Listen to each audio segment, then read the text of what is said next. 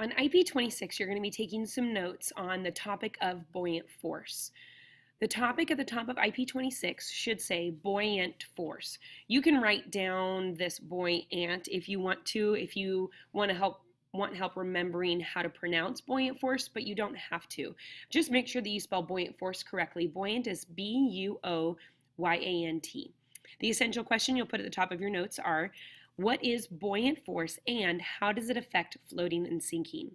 You can go ahead and pause this so that you can set up your notes, and whenever you're ready you can hit play again.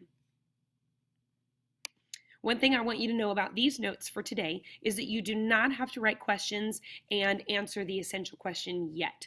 Again, just like last time, we will do it tomorrow when we go over the notes together. Here's the first note that you need to take about buoyant force. It's the definition of buoyant force.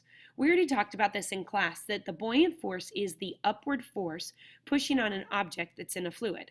Now, a lot of people think that a fluid is water, but that's actually not true. A fluid, by definition, is anything that flows. So a fluid could be a gas, or it could be a liquid, meaning that it flows from like one place to another. The buoyant force is the reason why things float in the air or in a liquid. So just like this rubber ducky right here is floating on top of the water, that's because there is a force that is pushing up on the rubber ducky that's keeping it afloat in the water. But also there's buoyant force in the air because air is a gas, therefore air is a fluid. The air pushes up on the hot air balloon, which is why the hot air balloon would float up into the air, because there is a buoyant force pushing up from the air. Another thing you need to know about buoyant force is that buoyant force is a vector. Just like any other force, it has size and direction. Sometimes the buoyant force is stronger than others, but the direction of the buoyant force is always upward, because that is the definition of buoyant force. It is an upward force that pushes on an object that is in a fluid. So again, the good thing about these notes is that you can always pause, take as long as you need to in order to get these notes and draw any pictures that is needed. So there's two more sections to your notes. The second section of your notes is, when will an object float? Now, we already know two factors that make an object, one of the factors that makes an object float. So one of the factors is an object will float if the density of the object is less than the density of the fluid. You guys knew that already. So let's take this example right here. Say you have a rubber ball and the rubber ball is floating on top of the water.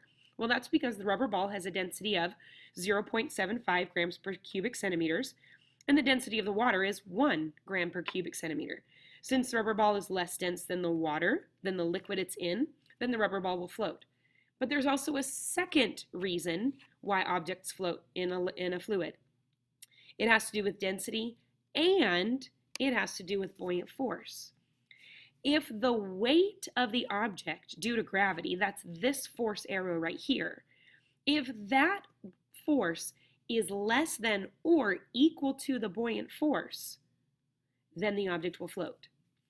Again, if the weight due to gravity force is equal to the buoyant force, then the object will float. Take a moment to write these notes and draw these pictures and label the density of the rubber ball and the water. Here's the third and final section to your notes. You also need to know the two factors that would make an object sink. You already know one of them. It has to do with density. An object will sink if the object's density is greater than the density of the fluid it's in. For example, this steel ball has a density of 5.5 and the water has a density of 1. So obviously the steel ball is more dense than the water, so it's sinking. The second reason, though, why an object sinks has to do with buoyant force. So an object will sink when it has greater density than the fluid and when the weight due to gravity of the object is greater than the strength of the buoyant force. The buoyant force is still there, but the weight due to gravity, the force of gravity pulling down on the object, is greater than the strength of the buoyant force, in which case the object will sink. So going back through your notes, you need to know that there are two reasons why an object will float. It has to do with density and the forces acting on the object. And same thing for whether or not an object will sink. It has to do with density and the forces that are acting on the object. Now, once you finish your notes, turn to the very, very back of your science notebook.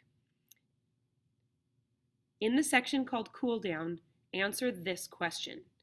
Using what you know about buoyant force, explain why the object in container A is floating while the object in container B is sinking.